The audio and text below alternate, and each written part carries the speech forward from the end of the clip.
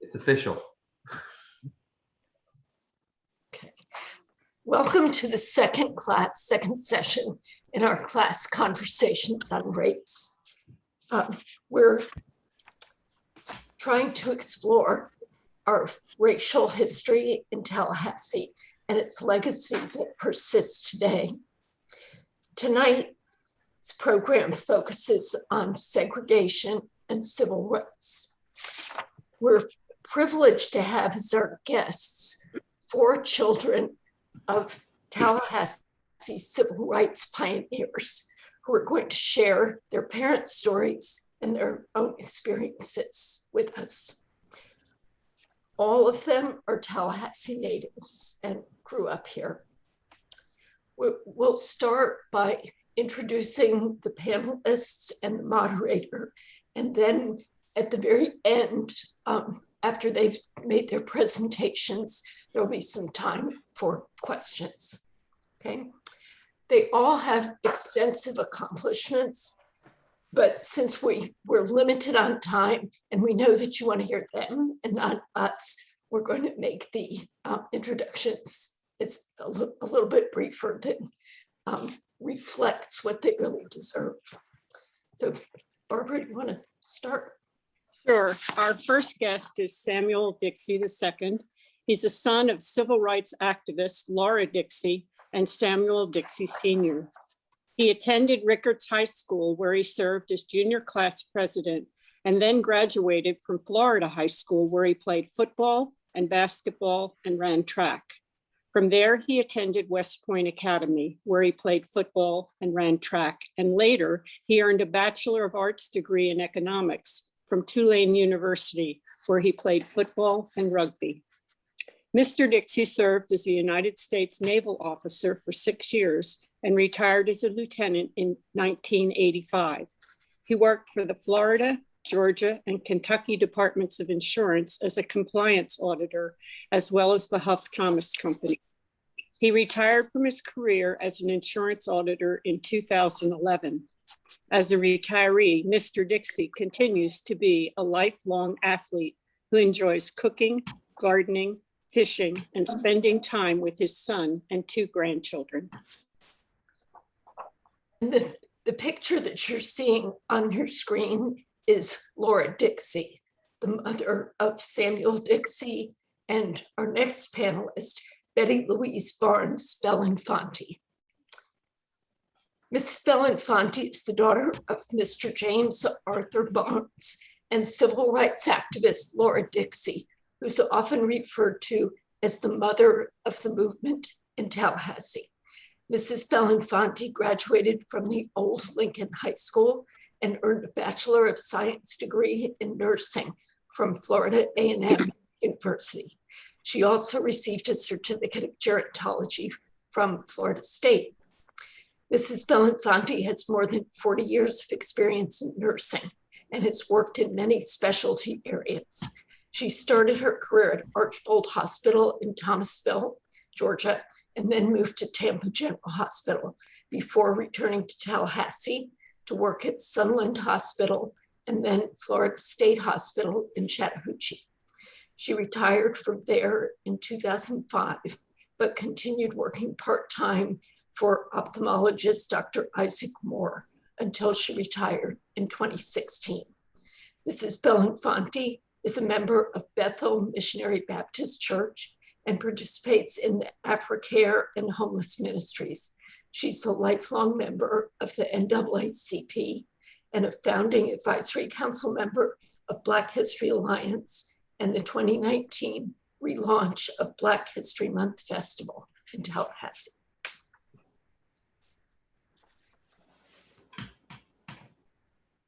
Okay. Another presenter we have today is Shauna Smith. She's the daughter of FAMU College professor parents, Marilyn and Charles U. Smith. Her father is a nationally known author of several civil rights books.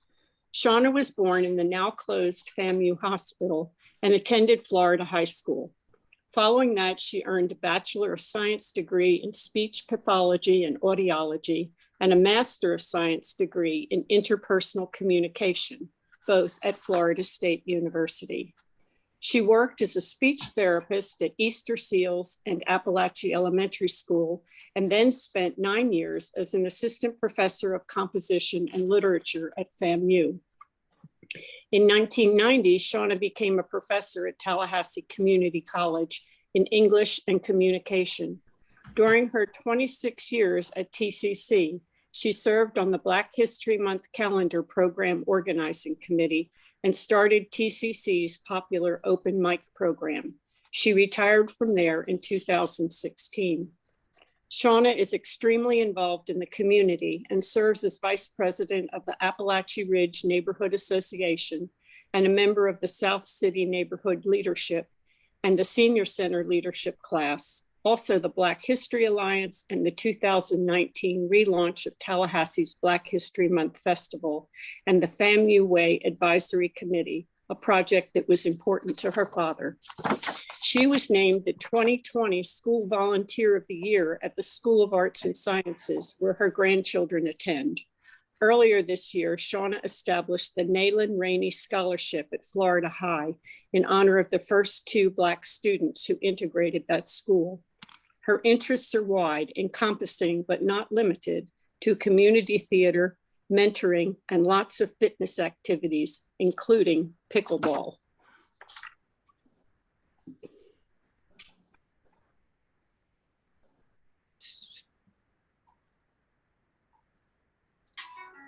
Okay. Jacqueline Jackie Perkins is the daughter of civil rights power couple Robert and Trudy Perkins, for whom a street in Tallahassee, formerly named for a slaveholder, was renamed last Friday to Robert and Trudy Perkins Way. Following in her parents' footsteps to their alma mater, Florida A&M, Ms. Perkins earned a Bachelor of Science in Public Administration, and like her father, became an educator on FAMU's campus, making a difference in the lives of hundreds of students. She worked for more than 35 years in government and the state of Florida university system.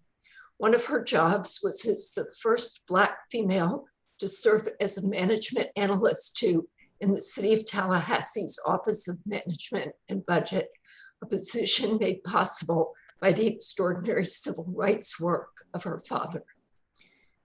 Jackie grew up in and loves the Bond neighborhood. She's a member of the Greater Bond Neighborhood Action Team and its chair of the Safety and Crime Prevention Committee. Her leadership efforts, along with Rhett Turnquest, resulted in the Bond neighborhood receiving an unprecedented $6.4 million allocation from the Community Redevelopment Agency, or CRA, to revitalize the Bond neighborhood. Jackie is also directly responsible for saving Robinson's grocery store, a historic Bond neighborhood landmark, from being demolished by the city of Tallahassee earlier this year. In addition to her community service, she owns a number of business endeavors and is an active member of Jacob Chapel Baptist Church. Ms. Perkins' favorite mantra is, "Don't listen to what people say, watch what they do." And then our moderator tonight is Priscilla Hawkins. Priscilla is the founder and creative director of Black History Alliance and Black History Month Festival. She attended Bond Elementary, Nims Junior High School, Rickards High School, and graduated from Godby. She earned a Bachelor of Science degree in journalism at Florida A&M University, one of the graduates in the journalism program's very first class. She also has a degree in advertising and communications from the Fashion Institute of Technology and extensive additional coursework in broadcast production and graphic design. While she was still in college at FAMU, she started her journalism career working with political writers for the New York Times, Florida newspapers, and the Associated Press. After graduating, she worked on editorial, advertising, marketing, and television projects for many well-known companies in Washington, D.C. and New York City. And for over 30 years, she's been an independent consultant, assisting corporate and nonprofit organizations with culturally diverse programs, grant writing, and fundraising. She served on the nonprofit staffs of the Trust for Public Land and the United Negro College Fund. Some 20 years ago, Priscilla initiated the program concept and wrote the grant that secured a $75,000 startup fund for the Florida African American Heritage Preservation Network, specifically for the John G. Riley House Museum. Other Tallahassee projects include the Baker's Pharmacy, Farewell Demolition Party, and 2006 Capital City Chamber of Commerce Cultural Diversity Program. Priscilla returned to Tallahassee in 2004 to take care of her mother, who was diagnosed with Alzheimer's. And we welcome all of you guests. We're just so delighted you could be here. And Priscilla, I'm going to turn the program over to you. Okay.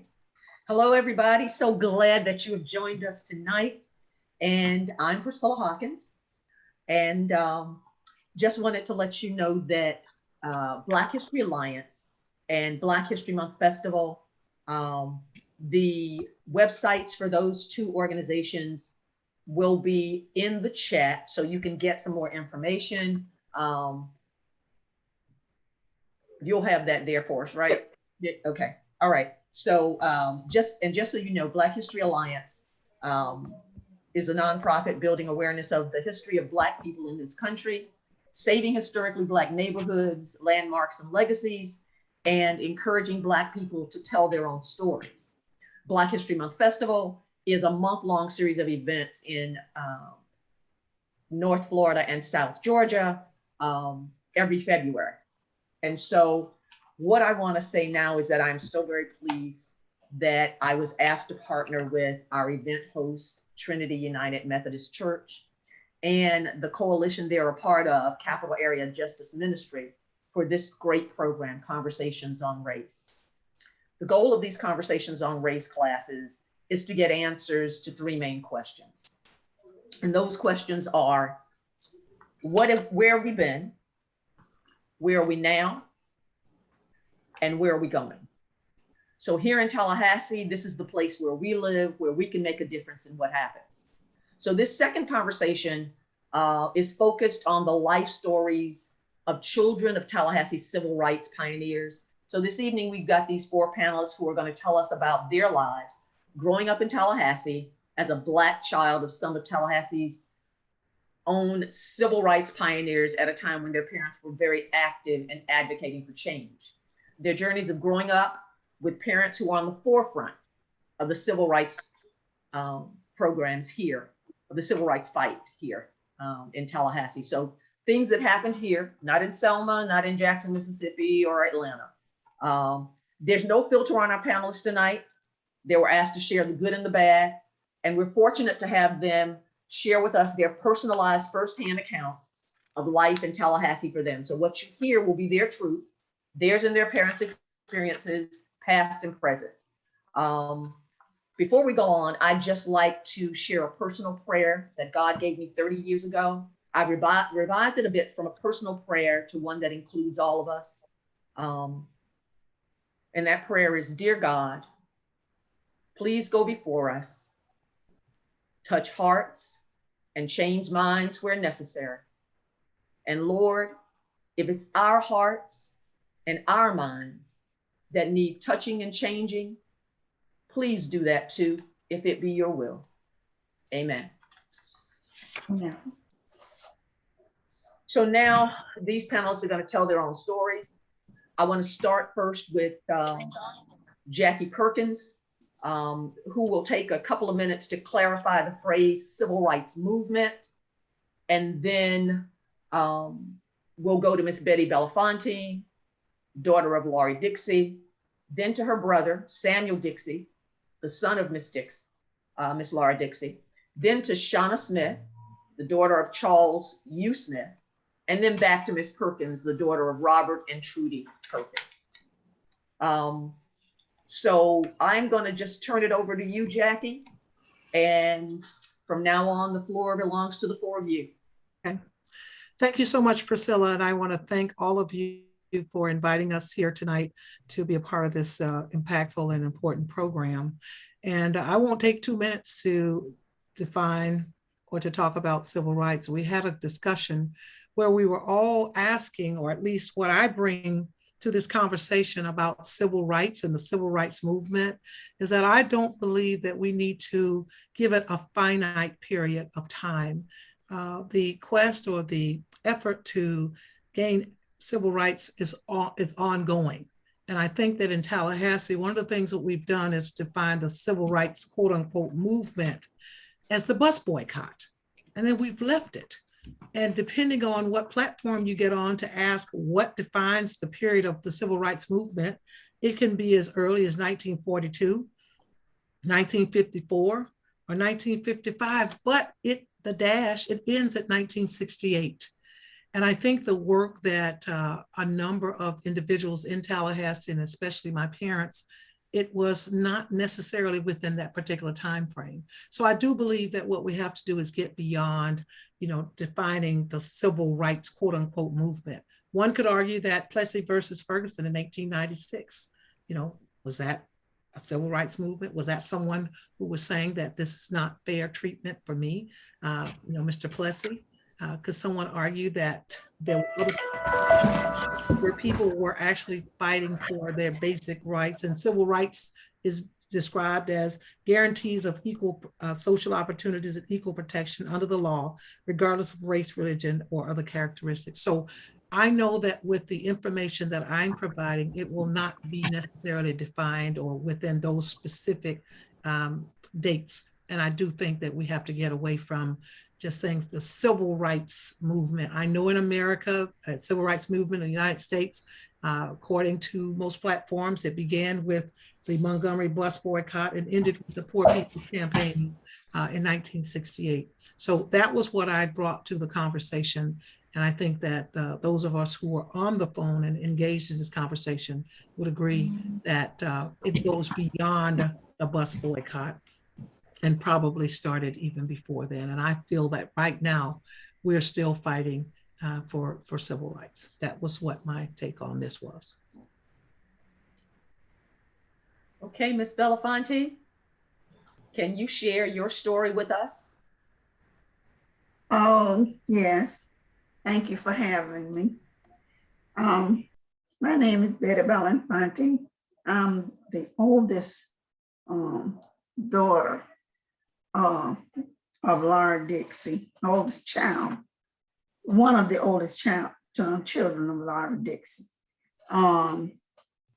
My mother was born Laura Mae Thompson in 1925, October 1925, in a little place they called Chairs, Florida. And it still exists down the road of Peace down there. She was one of 17 siblings born to Roddy and Alice Thompson Harris. And of the 17, 10 of them died succumbed to various illnesses, meningitis and malaria and pneumonia and all that, because they were poor people, and that time healthcare was not that available to Blacks, and we still having trouble today with healthcare for Blacks. Ms. Dixie was educated in Leon County School System, and she graduated from the Old Lincoln High School. She received further training in healthcare and worked for over 32 years at W.T. Edwards Hospital, which later became Sunland Training Center of Tallahassee. And after that, she went to Florida State Hospital and worked there in Chattanooga, Florida, and worked there until she died. Until she retired. I'm sorry. She married Mr. Samuel Lee Dixie Sr. in 1952, December 1952. And after that marriage, she joined Bethel Missionary Baptist Church under the leadership of Reverend C.K. Steele. And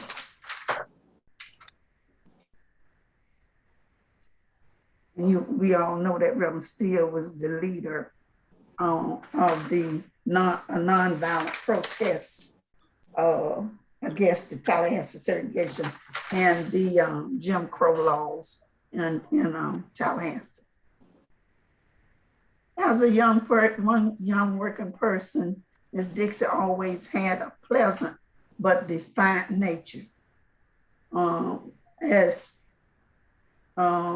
example, she wouldn't take a domestic job working in people's homes if she had to enter the back door. And she tried out the water fountain that was marked white only to see if the water tasted any different from the one that was that was marked for color. So these are the things that she was curious at a young age about this racial difference. However, her activism really took off after joining Bethel. Dixie served in many capacities under the leadership of Reverend C.K. Steele, founding member of the National SCLC and the local ICC and SCLC. Mother worked in conjunction with Reverend Steele for over 24 years, and with Reverend R.N. Gooden over 22 years.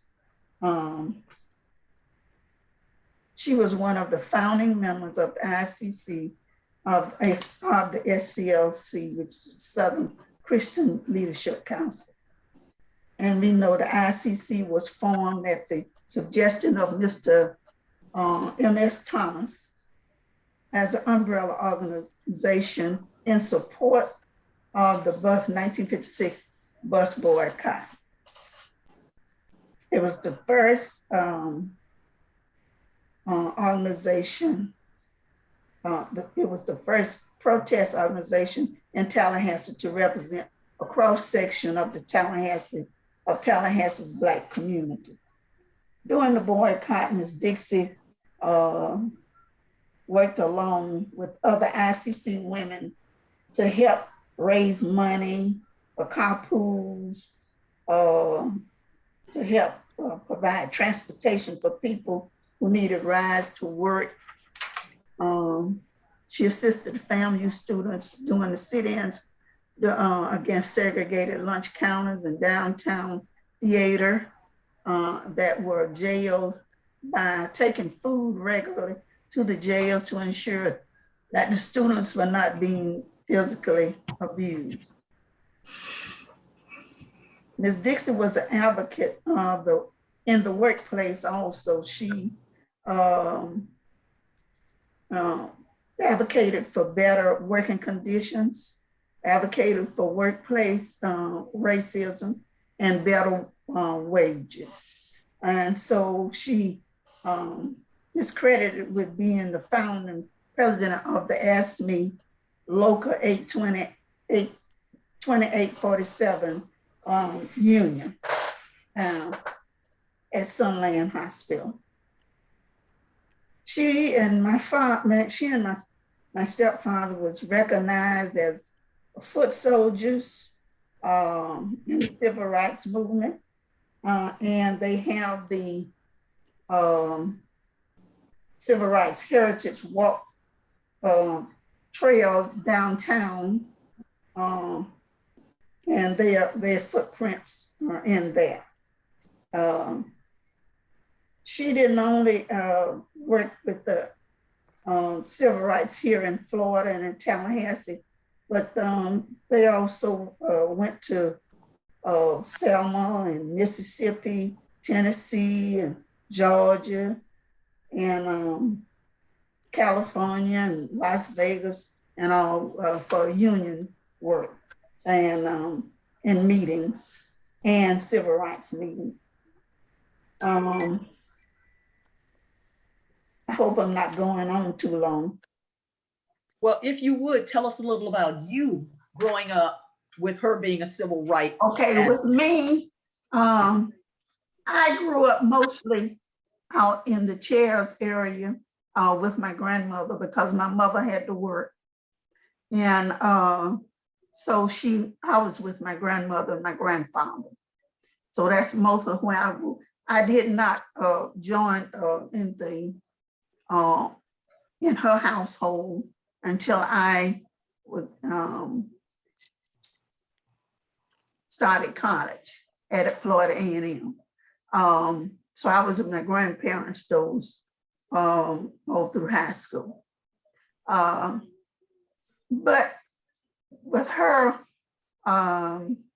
being in the movement, all the family was always concerned about she and my father, Mr. Dixie, because it was dangerous times.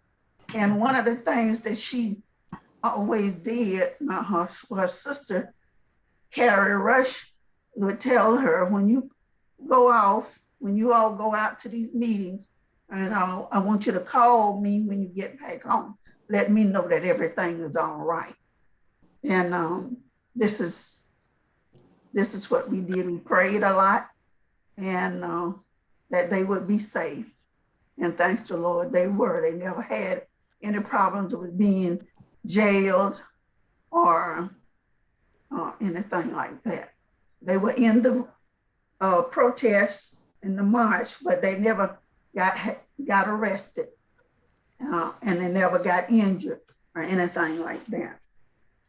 Now myself, growing up in the country in Chairs, I had to walk to school, and so we were picked on a lot by the white children because they were riding the bus and we had to walk. And that I walked to school until I started, the first time I rode a bus was when I started in the 9th grade at Lincoln High School. Before time that I had to walk because they didn't provide school buses for us out in the country, where we call the country. So they would ride by and throw out spitballs and calling us names and all of that. But we persevered. And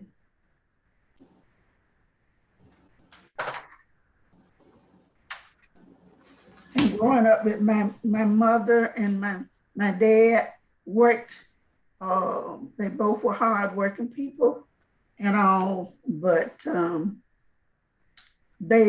my dad played an integral part in her being able to do a lot of the things that she did. So they worked together. If she went to a meeting, sometimes he didn't go because they had to stay home. Somebody had to stay home with the children. But when I moved in, that kind of eased up for them because a lot of time I would be the babysitter with my brother. So, but they worked together. My parents working together, coordinating things together, and very active in the civil rights movement. Thank you, Ms. Belafonte. We want to go to your brother now, Mr. Samuel Dixie II. Okay. Mr. Dixie, can you share with us? Yes. My name is Samuel Lee Dixie II.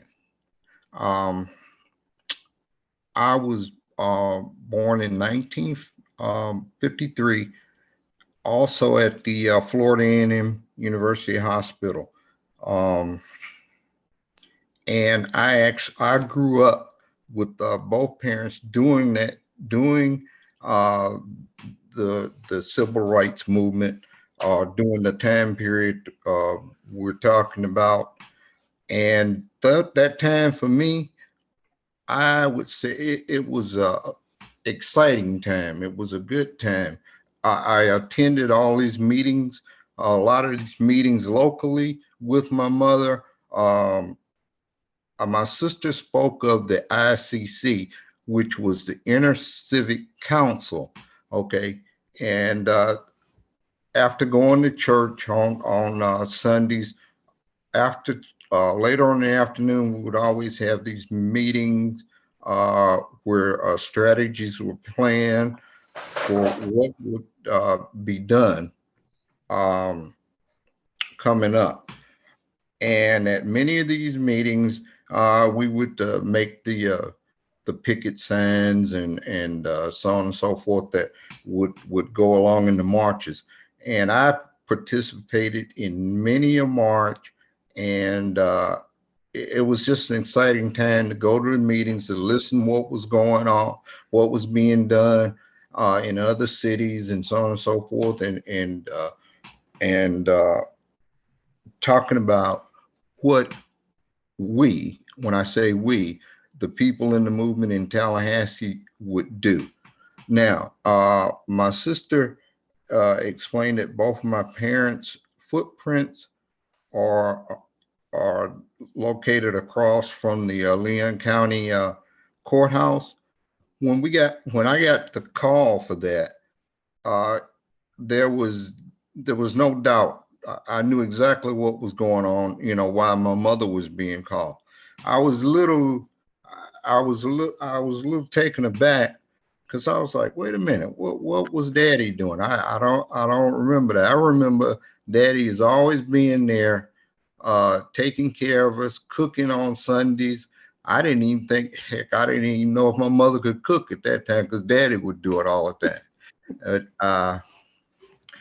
But later on, I found out that what my dad was doing, my dad worked as a janitor in several banks and several lawyers' offices and so on and so forth.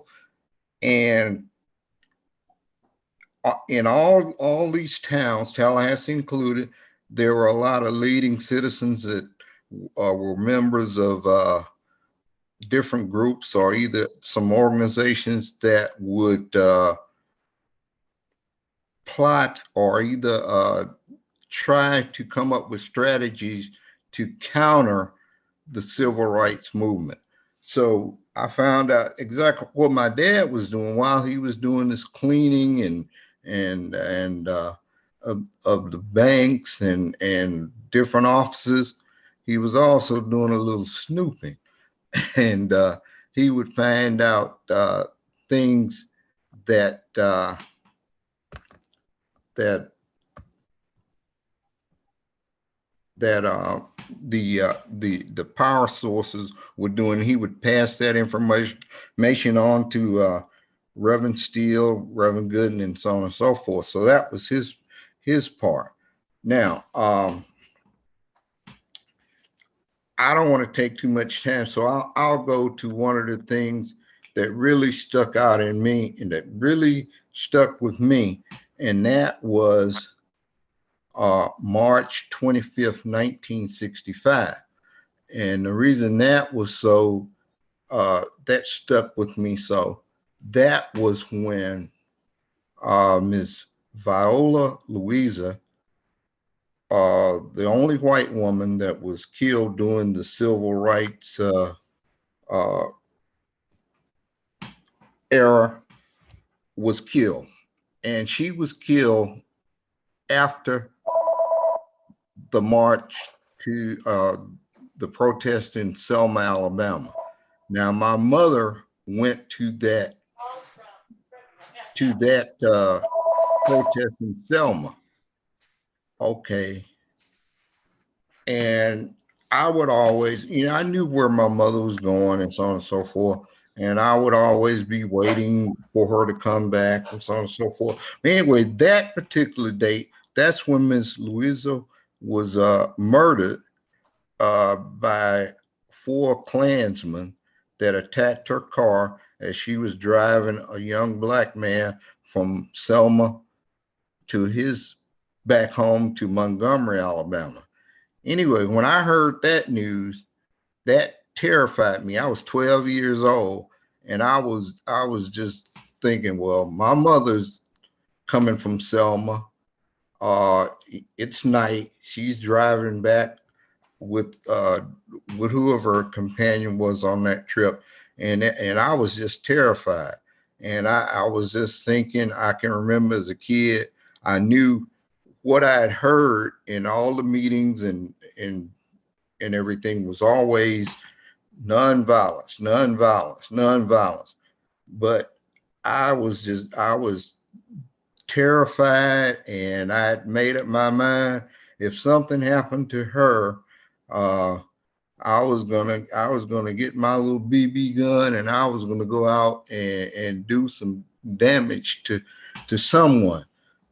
But that date sticks out to me, March 25th, 1965. And I also found out that Ms. Louisa was also born in 1925. So she and my mother were about the same age. And anyway, that is one thing that really sticks out to me. Now, another thing, now I'll go back a little bit. I know Miss Perkins grew up in Bond. I went to Bond Elementary School. That's where I got my foundation. And I can remember being at Bond, that those teachers, they gave us such a good foundation. Um, when we finally integrated schools, me and a lot of my contemporaries, we were really ready. Um, but I do remember, this is one of the bad things that sticks out. The books we use, we'd always have these books that were marked up and this and that. They were from the other Pages schools. torn out. Yeah, the pages were torn out. Some of them uh, marked notes in them. Uh, they were used books. They were passed down from the white schools. So that's that's a memory that I have that's not so good at all. Uh, but I do remember my teachers. Teachers like Miss Kilpatrick, Miss Robinson, Miss Fields, and they loved us. They disciplined us. They were with us. I mean, they went to our churches. They would call our mothers, our fathers, if we did anything wrong, or either when we did things right. They were like family. Uh, Once I headed out to Ricketts, that feeling was gone. Definitely. Uh, I don't want to, like I said, I don't want to take too much time, but I will uh, uh, share one thing that happened while I was at Ricketts that sticks out in my mind, and that is I was in homeroom that took place in the library where several classes could meet at homeroom. When I was there, it'd probably be 100, maybe 120 students in the library. I was the only black kid in that homeroom at the time. I can remember that. And I remember, we would sit at the library tables where there was usually like, seating for at least eight, eight to 10 people. But I was always at a table by myself. And not only was I at a table by myself, but the tables immediately around me were empty also. Uh, and I remember the first day someone came over and sat with me, and it was a white girl. I remember that. And it was quiet. It was very quiet in there when that happened. And I knew as soon as the bell rang, there was going to be trouble. And sure enough, when the bell rang, there was a lot of pushing, shoving, and there was going to be a fight afterwards. Also, I remember my early years at Ricketts. If a black, if, when I say we, I'm talking to black kids. If we stepped out, uh, when we're on the first level, if we stepped out from underneath, you were going to get spit on or something dumped on you, or something like that. But those are just some of the things that I remember. And I'll pass. Nope. Let me just add one other thing. If you'd like to find out more about my mother, you can, Mrs. Dixie, you can Google her. And there's one thing in particular, the article that comes up, uh, Laura Dixie, a mother of the movement, um, that that would tell you just about anything you want to know about Laura Dixie. Now I'll pass it on to the next person because I know the time is limited. So I guess who's the next person that? Oh, I'm Shauna sorry. Smith. I'll pass it back to Priscilla. That's okay. Shauna Smith is our next person. We'll go straight to Shauna.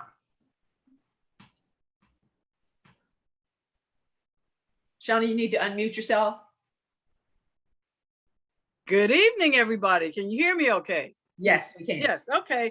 Well, first of all, I'm so happy to be a part of this this project, and thankful for all of the persons, Priscilla and Nick and those in the church, Trinity, and just all the forces. I think it's really good whenever we can capture the true, I mean, not the truth, but the, get the story from the horse's mouth. So I'm so honored to be a part of that and share my journey as a child of a noted civil rights leader, but also a Black child growing up in Leon County in Tallahassee. So I've made a couple of notes, and just like Sam said, I was born on FAMU's campus, and many of you don't know that, or may not know that FAMU did have a hospital back then. So we kind of we see ourselves as the elite. We're probably more rattlers than those on the orange and green that claim they're rattlers, because we were actually born on the campus. However, tell a little bit of background about my father, Dr. Charles U. Smith.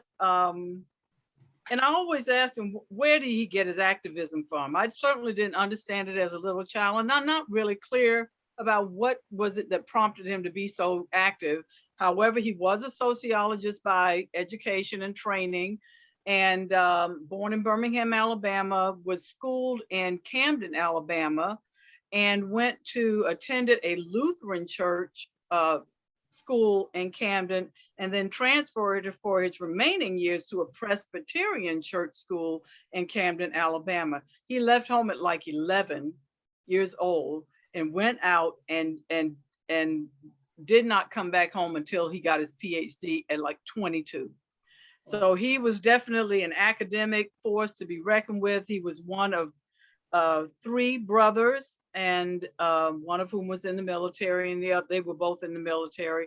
And there were some sisters we found out about later in life. So, again, I'm not really sure where his activism came from. And it's interesting to note that as I get older and probably retired and have more time now, that I'm finding myself being more like him and activism and trying to be a part of any journey and any projects that foster equality, fairness, civil rights, just being good people and better stewards of our existence here on this earth. Let's see. So some of my experiences were similar to Sam's. And one of the things that happened with me, because my dad was often seen as a sort of rebel rouser. I mean, he was the one out there speaking out verbally and vocally against a lot of the things going on. So I was pretty physically sheltered from marches and things, primarily because of what my father perceived as a potential risk to his life, although he wouldn't say it that way, but to kind of shelter my mother and I away from it physically. Of course, he came home and told us stories, and there were many nights. Our first home that we built was way off of Lake Bradford Road. Now, this was back in the 1950. Let's see, I moved out there. I was born in 54. We moved out there 4 years later. So 58, there weren't even street lights out there. And when we moved out there, we're like, Dad, why are you taking us out here? And again, you know, trying to establish a new neighborhood and trying to get Black ownership in Black neighborhoods sort of established in areas where Bond was already thriving and doing its thing, trying to institute a new development, which is now historically called Callan Subdivision. And some of you may or may not be familiar with her story. I don't mean to digress, but she was definitely a civil rights leader in her own capacity. The whole neighborhood was called Callan Subdivision. It is today Callen, which was named after a midwife, an African-American female whose sole purpose in life was to try to get better health care for African-Americans. And her primary job was midwifery and training young women how to be midwives, because you didn't have hospitals to go to. If you look her up, there's some very, Life magazine did a 12-page expose on her. Not to digress from my story or anything, but as a part of my story, that's the neighborhood that my neighborhood was named after. Callan, look her up, beautiful imagery that's just so touching, Black and white. I will try to get her first name, but her last name is Callen. Okay, so we moved right out here, and we're like, why? You know, my mom and I would be nervous at night because it seemed like every night there were gunshots. My dad would get called to come by. Now he was a professor up at the university where he met my mom here in Tallahassee, and they got married, and a sociologist, and had known to be very outspoken, which he was till his passing. But people knew that what he was speaking about was the truth and what was the right thing.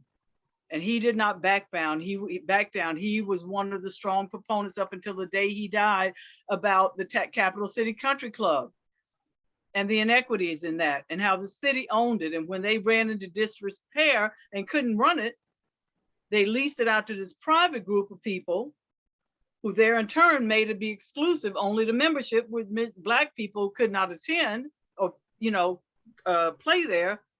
But still the city owned it at the time. So here was the city park that had been given to this. So he was a very proponent, very advocate, very much an advocate.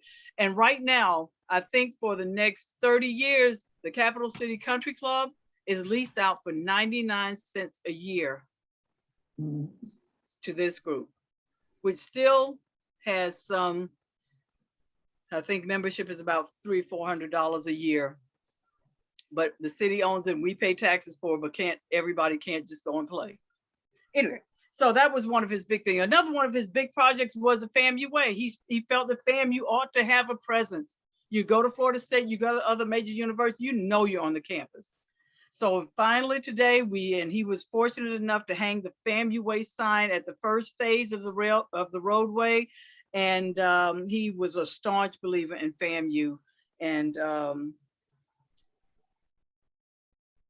so that's my dad. I'll be happy to entertain. He's written several books. You saw that flyer that was posted up front, and I have many copies of it. The latest one that he did, which I actually got published after he passed, was his memoirs. And that's a really interesting personal read of his journey, and articles and letters, the many letters and things he wrote to the editor, the editors in all publications. Now, me as a child, again, like I said, I was kind of sheltered from the physical part of it because he was such a high profile person. But there were many nights my mom and I would be sitting there. We hear the gunfire around, we hear the sirens, we smell the smoke, we hear the dogs barking, and every night I was wondering if he was going to come home. He also was very active in, being a professor at FAMU, he and other professors wanted to go help the Florida A&M students that got arrested for trying to go to the movie theater, of which there were about 300. They didn't even have a jail big enough to put the 300 students that they arrested. So they took them all out to the fairground and made a compound jail out there. And the faculty wanted to tried to get them out and get bail. And the president of the time told them if they did that, their positions would be in jeopardy. So he went and did it. He and some, I don't want to misstate anybody's name. I see Sam is mentioned, is shaking his head, but they did it. They went out, they took supplies. They, you know, women were out there with no personal hygiene supplies, no toilet facility for 300 students, where you created a fenced area, and you've got these students who just came to college and they're trying to make things be right, and they got arrested. So yes, definitely. Yeah, my granddaughter just walked in. Listen to this story, okay? Let's see some other things. One of the things I wanted to share with you is that although there were some scary times, just like Sam, I went to Florida High. The first year of integration, my dad's like, "You're going to be the guinea pig. You're going to Florida High." I'm like, oh, I'm scared. It's middle school. The first day of school, he's like, he walked me to class. He told me, "You don't leave that classroom until that bell rings. You don't linger in the hall. You go right to the next classroom." And I know many a day we walk down the hallway and they go, "I smell a gar." The big, you know, guy, "I smell a gar." And they like, "What, a gar? You mean a cigar?" "No, a nigger." And I'm a female, you know, and they're doing this to us. So there were some scary times. By the time I graduated from Florida High, you know, things got a little, at least outwardly, better.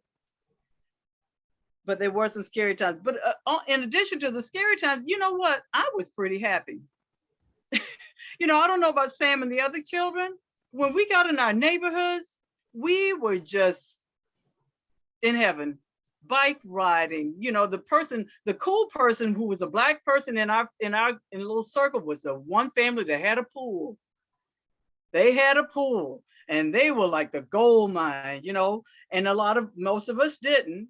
So my dad would take groups of us, we go out to the lake, like Silver Lake, and very remote places where they would allow us to swim before they would let us swim in the public school.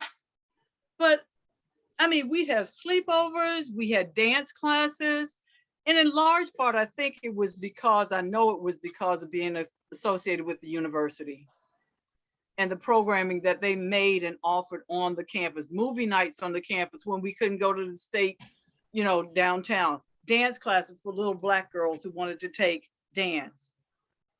Theater classes, concert, you know, choral classes. One thing I'd like to share that was kind of unique was that some of our parents, my mother was a physical education teacher and she knew the dance instructor was also in her department and she wanted us to take ballet. So some other mothers got together and we got in contact with, some of you may know, the Clifton Lewis family of Lewis State Bank. Yes. And I didn't find this out till later, but we went to Miss Patsy's ballet school on one of the little houses right on the backside of the Hotel Duval, whatever that street is. And I never realized why we stopped going to Miss Patsy. We'd have our pink tutus on, but I found out that later the politicians threatened her for offering us classes and they shut down. She shut down for fear of her mom had her shut it down. And she was a trained New York ballet person. But so there were some scary times. However, there were very comforting times, comforting people. We created our joy within our neighborhoods, knowing our limitations from swimming and can't go to theaters and things like that. Some of the best things were the parties, because all of us got dressed up back then and we'd go and, you know, have birthday parties. Let's see if there's anything else. I don't want to go on too long because I would like to, you know, entertain some questions at the end, and I don't want to steal anything from any. So yeah, that's pretty much it. There were some scary times, but in my neighborhood and in my surroundings, it was very comforting. And when we get to talking about the future and what we feel could be different, I'll kind of share some thoughts about that when we get there. Thank you again for allowing me, Priscilla, inviting me to be a part of this. I'm glad it's being recorded. And thank you. All right, thanks, Shauna. It is almost 7:30 now. For those of you who can, please stay with us another 15 or 20 minutes because we want to get Jackie and then we want to entertain your questions. So Jackie, if you would now tell your story. Good afternoon, everyone, and I'll do my best to be succinct. That's what happens when you come last. And then because there's so much to share, I'll just try to be brief. My parents, Robert and Trudy Perkins, met when they were students at Florida A&M University. My father graduated in 1947 because he had to go to the service. He has a degree. His degree, he was a triple major, and that was math, auto mechanics, and physics. My mother had a degree or obtained a degree, a certificate in beauty culture in 1944. My father taught after he graduated. He taught as a student and he also taught after he graduated.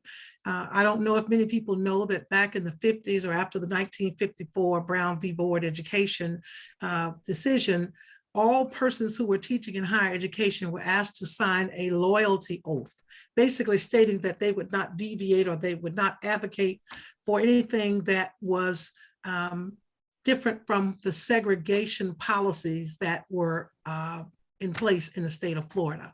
My father refused, and he didn't have to be fired because he went ahead and resigned.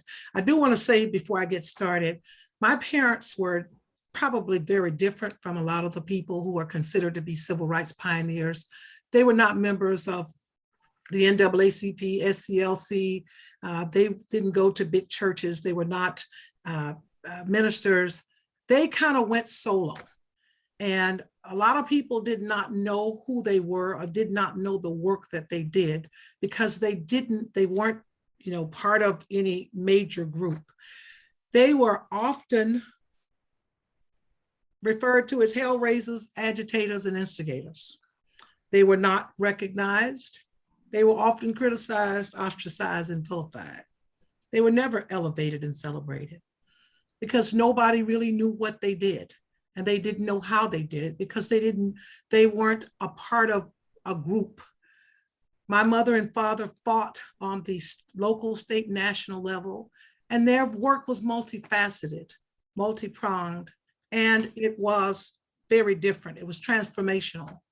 And they actually were involved in affecting transformational change from the late 40s up until both of them actually passed away.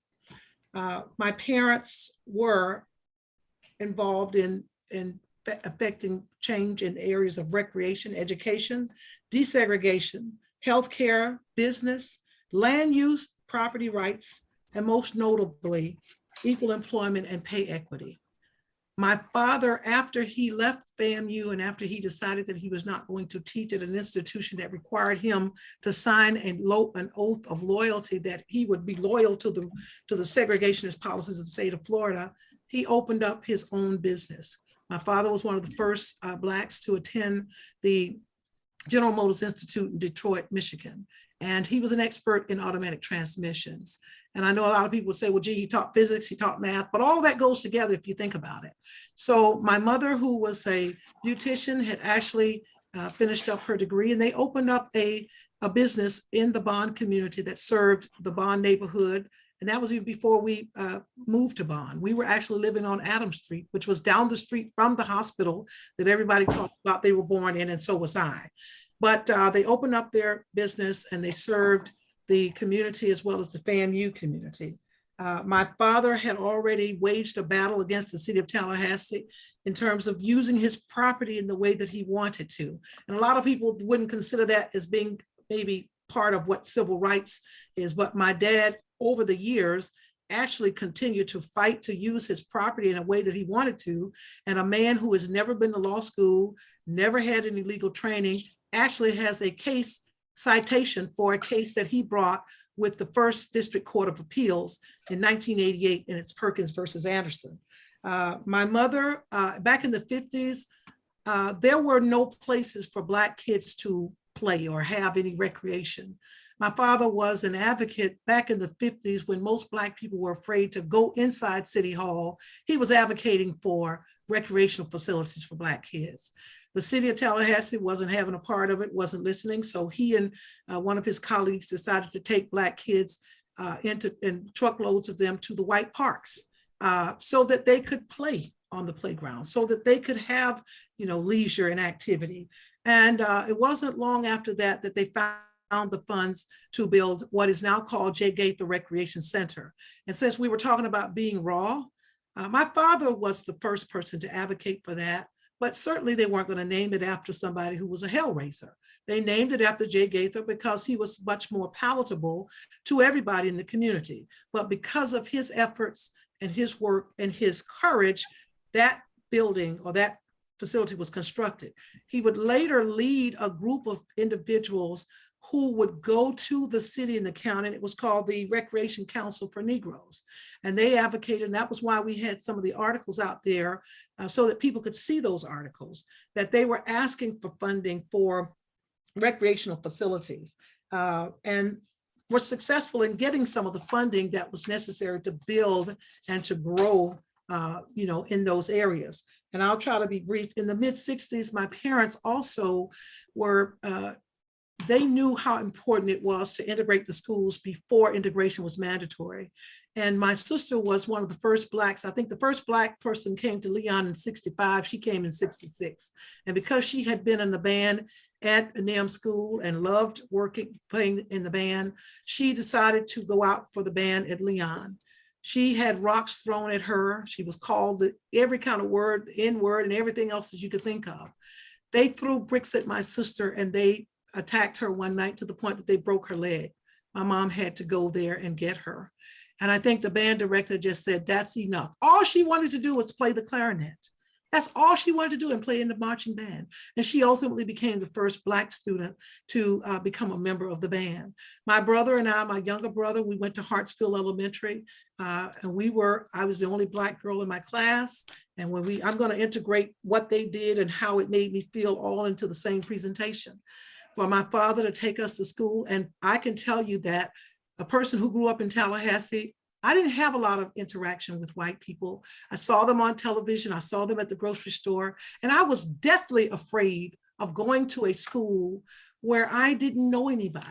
My father took us out of bond school and he said we were going. And my brother, who was a member of the Malcolm X United Liberation Front that had interfaced with the Black Panthers, so that was a whole nother dynamic of our family. I remember the night before school, him arguing with my dad to say, don't send them to that school. But I went, my father took me there. I had my head down. He said, hold your head up. I came to school the first day and I got called the N-word so many times till it made me sick. I was literally sick on my stomach. And there's an article that was out there when we had the event where it says she couldn't even pronounce Negro. I had a teacher who called us Negress, and she told the kids, oh, don't be afraid of them. They might look like animals. They kind of look like monkeys, but they're not, they're human. And so the court has told us that they have to come to school with us. So be nice, but they weren't nice. But that's a whole nother story. And for that first year of my experience, the second day of school, I was so sick, my dad had to come get me, but he said, you're gonna stay. And I did stay for 2 years, and my brother and I stayed. And when I went to the 7th grade, I could see the difference between the educational access to information that I had in just those 2 years. And it did make a difference. My mother went back to school at age 46 to get a nursing degree. She was one of the first Black nurses to work at TMH. And over the years of her time there, she found out that Black nurses were making less than white nurses just because they were Black. She led the charge to galvanize Black nurses. Of course, she was fired. She was vilified in the news media. And all these things were going on, and I was a young person, a young child. And I was wondering, why is my mother's firing making, the news? Why is that on the news? But they wanted to disparage her and to disparage our family. And eventually what happened was my mother, even when she and my father were both fired because they were fighting for justice, we didn't miss a meal. We never had the lights turned off. My mother created an organization called the Community Health Organization, where they went out and they served people the underserved communities, to make sure that those people could get to their doctor's appointments, could get the medical attention they need, raising money for wheelchairs and other equipment. And also, I mean, concurrently, they were actually registering people to vote. But when my mother was fired, and I'll end on this, my mother was fired and she fought like hell, her and Lizzie Smith and a couple of others who had the courage to fight. My father decided that he was going to work with them to put together their cases and take them to the Department of Justice. Not a lawyer, no legal training, but he built the case files for about 25 individuals there and went to Washington on his own dime, his own time. He had been working with the Department of Justice and knowing that if the city of Tallahassee was a recipient of federal funds, they could not have those type of discriminatory practices. And going back to what Shauna talked about, the city of Tallahassee was actually owner and operator of Tallahassee Memorial Hospital. But Tallahassee Memorial Hospital actually took it, I think they gave a 99-year lease to another private company. But my father and my mother and the others prevailed in federal court. They navigated the federal court system. They were not lawyers, but they actually were. Their efforts led to the consent decree being entered and ordered against the city of Tallahassee, which mandated that the city of Tallahassee would end its discriminatory hiring practices against Blacks. And it mandated that they would hire Blacks at a rate or levels that were proportionate to their population in the city of Tallahassee. My mother never got her job back. Ms. Smith never got her job back, but they created and they made change, effected change for people so their lives would be better. And in 1975, Justice Arnold, my father, convinced the congressman that he went to go see, along with the US attorney, who was William Saxby at the time, that they needed to mandate the city of Tallahassee to do the right thing. And I know that all of you know that if you can imagine, and I'm going to end on this note, if you have gone to City Hall, if you've had any interaction with people who work in city government, all those people who are now the first Black police chief, the first Black city manager, first Black, all that came because of their work, because of their courageous efforts. And I'll say this, that people were saying, oh, we never heard of them. We don't know them. So it must not be true. But please know that there are people who work and who serve in silence and that no one has ever recognized them. No one has ever talked about them because the work they did was not for the purpose of people talking about them, not for the purpose of being in the newspaper, although because of some of the things they were doing, it did make the newspaper. They actually called for Governor Askew to resign. And they asked, along with Reverend Gooden, and there was interface with Reverend Steele, because Governor Askew was not appointing Blacks to his cabinet, and he did not have enough judges in his, and of course, after they demanded that he resign, within a year, Governor Askew appointed the first Black Supreme Court justice, and that was, as you know, Justice Joseph Hatchett. And he had one of the most diverse groups of people because of their actions. So anyway, my mother worked until she was 86 years old. She was a nurse. She was the oldest person to get a degree in biblical studies at age 85. And my father continued his fight against discrimination against the Florida State University, and he actually filed his own case, argued his own case pro se against in the Florida Supreme Court. Of course, they refused to hear his case. And so with us, with the being in danger, my father's life was always in danger. My brother was taken out to be lynched and actually he was out of town. And so we were like most people, well, I wouldn't say that. A lot of people were afraid. Black people were afraid of two things during that time, two types of people. Black people were afraid of whites, and they were afraid of Black people who were not afraid of white people, if you get what I'm saying. So my father and mother were vilified. Our family was sometimes called into question, or to say people shouldn't be around us because of the things that they were standing up for. And so I'll end that, and I know I probably went over my time, but this is when you're working and you're doing those things, you do tend to have a bounty on your head. And I can share this last thing with you. In the late 60s, we got a sympathy card that came to my parents, and it was for the death date. The sympathy card was from a sheriff who said that they were sending us sympathy cards in the death of their son. Well, my brother wasn't dead, but he was supposed to be killed. And one of the Black police officers found out about it and told my parents. And one day I will tell that story, but he was told not to be at the place where he would have been because he was going to be killed. And I actually still have the sympathy card.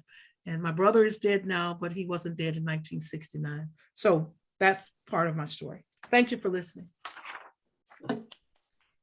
Matt. Thank you so much. Thank you so much. And I know there's a whole lot more to all these stories. Mm-hmm. So what I'm going to do now is I want to turn it back over to Barbara and to Gloria so that folks who have questions can go ahead and ask their questions. Priscilla. Yes. Can I say something real quick? Yes, sir. Go right ahead. I wanted to say to Ms. Perkins, I just want to say thank you for your father. And the reason I say that, because I grew up in the J. Gaither area.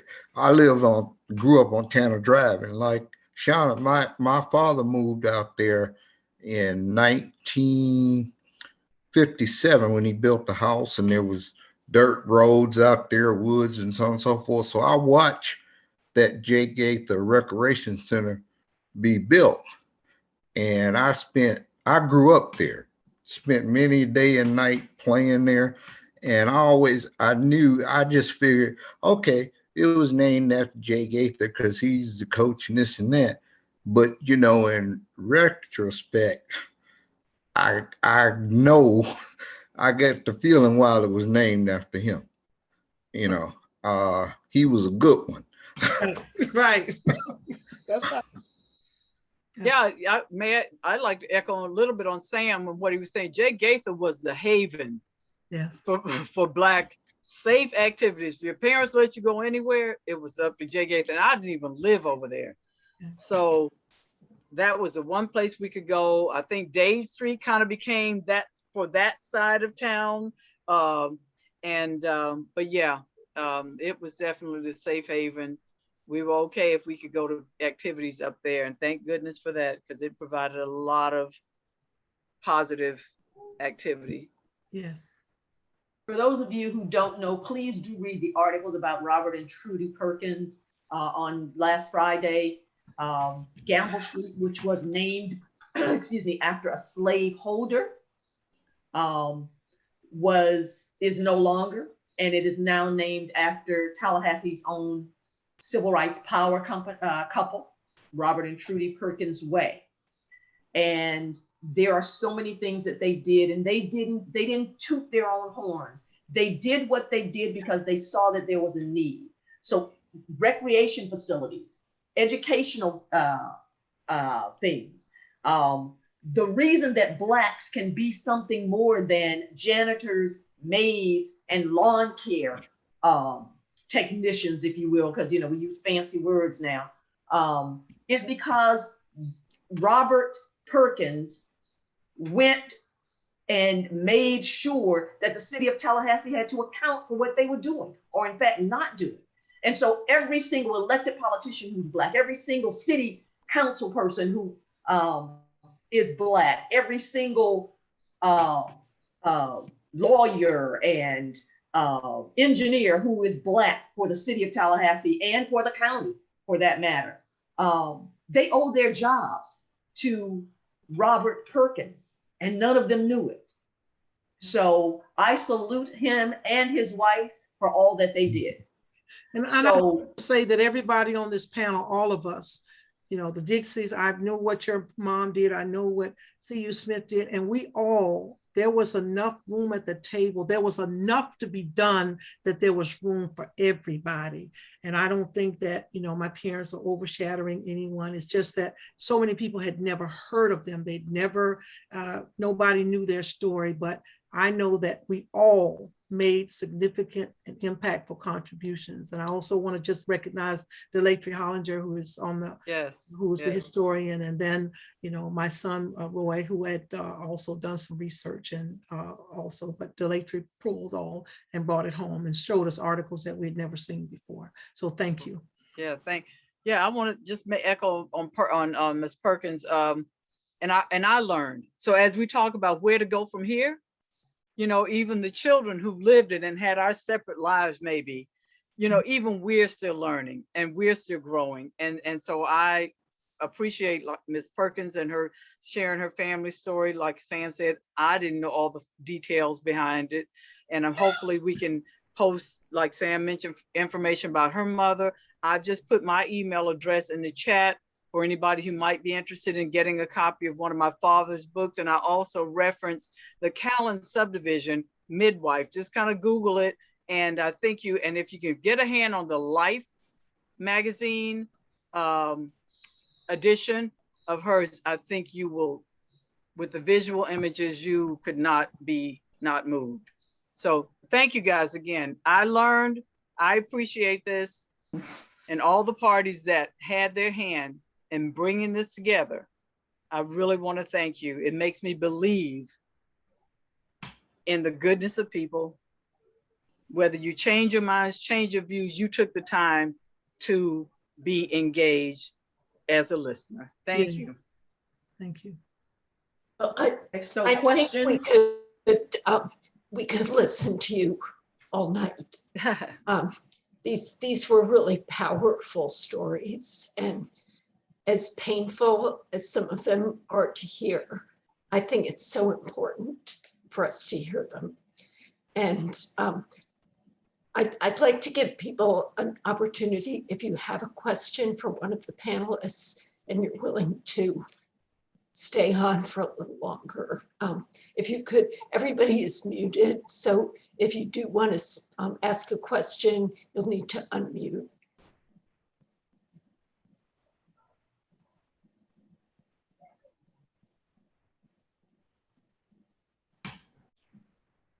I'd like to ask the listeners what might have resonated with them today. If they would share that for us as we consider about possibly sharing our stories at a future, you know, occasion. Is there anything that resonated or kind of surprised you, or you knew, or how did any of this impact your lives for those who want to share? I'd like to share. Yeah, just not our story, but that time period. I'd like to share. This is Donna. Oh, hey, Cotterell. okay. Hey, partner. Hey, partner. I loved the backstories, especially, I'm going to say, of those soldiers, those, you know, who it took a while to get recognized, but are finally being recognized. And then the interesting story behind why FAMU, I'm going to say administration, staff, faculty were not able to join the students. Because I remember someone asking, why wasn't the students, why weren't there, other people out there? So I didn't know that backstory. That was an awesome insight. And then too, I'm going to say the complicity of city and county officials and making threats and demands of religious leaders and community leaders to basically stick to the program of segregation, and how that was circumvented. So I think those stories should definitely be lifted up, because we still have battles today that are very similar. And if people know the historic value of why it's important to show up to city and county commissioners meetings and voice our opinion, then I think it would make it a lot easier for those of us who live here in Tallahassee and still want change. I'd like to say something, if I can. Yes, go right ahead. Introduce yourself, please. I'm Delatry Hollinger. I'm a fifth generation Tallahassean.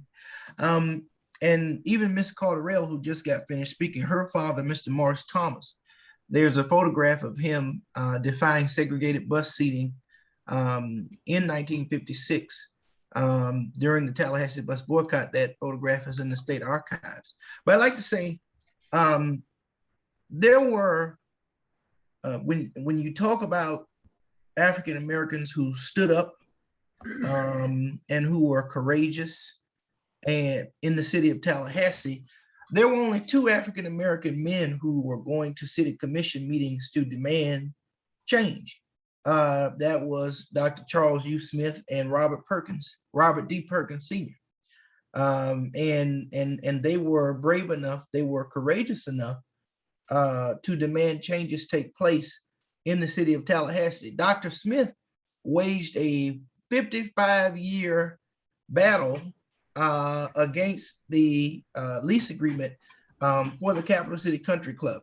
He was a part of the strategy meetings with people such as Eddie Barrington and Daisy Young. I know Dr. Smith and Daisy Young were some of the individuals who worked at FAMU who defied President Gore so that they could support the students when 300 students were arrested during the theater demonstrations. As Ms. Smith said, they were there to support those students. And also one of the students who was arrested specifically during the theater demonstrations was Calvin Best Jr. And he lived at 802 Liberty Street in the Bond community. And he was murdered in 1967 when he had left Tallahassee to go to Mississippi to register voters. And I had an opportunity to interview Miss Laura Dixie.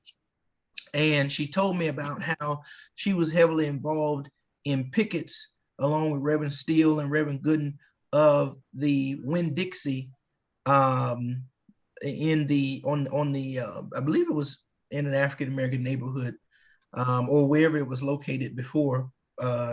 And she told me about how she was involved in that. Winn-Dixie would not hire a Black cashier, and so she, Reverend Gooden, Reverend Steele, they organized pickets of that store. And they lost 60% of their business and were forced to hire that Black cashier because of those pickets that were going on, and they were intimidated.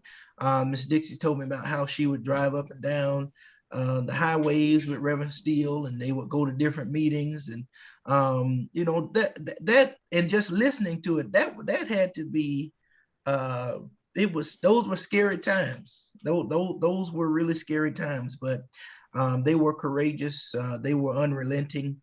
The Perkinses and their son Robert Jr., who founded the Malcolm X United Liberation Front. My father was one of the original members of the Malcolm X United Liberation Front, and they were very active in feeding the community, hosting community schools for Black children who were boycotting schools. And I'm just very, very thrilled and delighted that the Perkins family has finally been recognized. And we still have many other people to recognize in our community, including Dr. Smith, including Miss Dixie. And I'm thankful to hear all of these stories because I know it could not have been easy growing up as the child of civil rights leaders, especially during that time. But I thank Ms. Hawkins for hosting this discussion, and I've thoroughly enjoyed it. I would be remiss without thanking Delatry Hollinger for keeping you talking about moving forward. He is a force to reckon with in terms of moving forward, in terms of keeping the stories equal and fair, and those are not represented. And, you know, from street markings to just being a vocal, constant vigilante, really, for fair sharing of history. And I really need to thank you. I mean, you're a young man I met at TCC years ago, and you were a powerhouse then, and I felt it, everybody saw it then. So thank you for what you do. And please keep keep the fire going. Okay, thank you. Ditto. Is there anybody? Bill Loman has his hand up. Oh, okay, Bill, go right ahead. Yes. Okay. Thank you. I'd like to apologize for being so late. I did not find out about this until late this evening. I am not a Tallahassee resident. I've been here since 2000. Yeah, it was, well, I experienced 9/11 on Myrick Road here. It was my first season here in Tallahassee.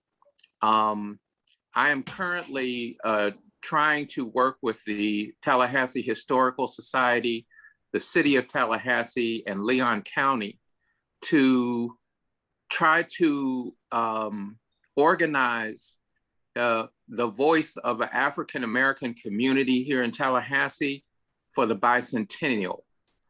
What I've been saying to anyone who will listen to me is that in 1824, we were enslaved.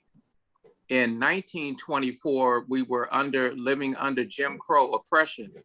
Now 2024 is coming up, and we need to hear from the Black community here in Tallahassee and Leon County and North Florida, what their side of this story is. And there needs to be some compensation for the 80 to 90 years of taxes being paid with no voting rights, no political representation, and the fact that the very same human beings who created all of this wealth in North Florida, for some reason, don't have any wealth today. They were able to create enormous amounts of wealth for everyone else from 1824 to 1865. Enormous wealth was created. And yet here we are with one of the poorest demographics in the country. This was one of the piece of economic research that was released some time ago, how significantly poverty exists in this area. And why is that? Bill, I hate to stop you right now, but we're 2 minutes till 8, so we've already overrun 30 minutes. But if you you've got the names of Delatry Hollinger, Jackie Perkins, Miss Belafonte, Shauna, and myself. And so touch base with us. What I want to say here is I really wanted to hear where we go forward, or some thoughts from some of the individuals who joined the class. I don't know where we are with this. I do hope that you'll be joining the rest of the classes. There are 5 more classes in this conversation on race. Many of you, I'm sure, already know how to get to those. And if they don't, does that show in the chat as well, Gloria? How to get to the rest of these classes? I'm sure that Nick can put it in. Okay. I'll get the link while we're chatting. Put it up. Okay, because what we want to make sure is, we're trying to decide, we're trying to understand, where have we been? Where are we now? And where are we going? And we want to make Tallahassee better. A lot of what happened in the periods that our panelists were talking about were things that were sanctioned by elected officials, by business leadership, by folks who own stores, all white, because they had the power then. We know that, there is systematic racism that has been going on for a long time. There are things that were put in place that are still in place. So for all of us who are joining these conversations in race, I'd just like you to think about, what can I do? Speaking about yourselves, what can I do? And little things like, when I hear somebody saying something that I know is not the truth, I need to not stand back and let them, continue to say what they're saying. I need to say, wait a minute, that's not true. Let's tell the truth. We know XYZ, whatever it is you want to share with, with that person, whether it's family, because what has happened is they're, doing what is called the civil rights movement. there were a lot of people who wanted to join, but they were afraid to join because of husbands, wives, jobs, all of those things. But I just ask you to look into your own hearts. And as with the poem that I shared earlier that was given to me 30 years ago, and I, unpersonalized it a bit, we ask God to go before us, change hearts, touch hearts and change minds. And if it's our hearts and our minds that need touching and changing, for him to do that too. Yeah. And with that, I turn it back over to you, Gloria and Barbara. Thank you all so very much for being with us tonight. If there is anybody who has a last word, let Gloria know, raise your hand or whatever. But I thank you so very much for being with us tonight. Information is in the chat on the other classes, I'm sure. If you want to get in touch with any of us to ask questions after the fact, please ask Gloria and Pastor Quentin or Barbara, because we'd like to continue these conversations, and we'd like to help Tallahassee be all that it can be in being equal to all humans. Hey, Nick, Gloria, and Barbara, where is this link that you post with Sign Up Genius? Is that where we can see this recording, or have you established a spot where people could come back and listen to the recording at this time? It will be on our website. The church website? Yes, I think, Nick, you can probably just put that Lake Academy. Yes, could you put it in the link, please? In there. Yeah. Hey, put it in the chat. Look at me. Put it And in. we also have a YouTube channel where we post all of these as well. And what's the YouTube channel called? It's actually I'll grab it and drop it in the box. It's but it's the Trinity TLH. Well, I'd like to thank all of you for coming and sharing your stories. All of you who came and listened as well.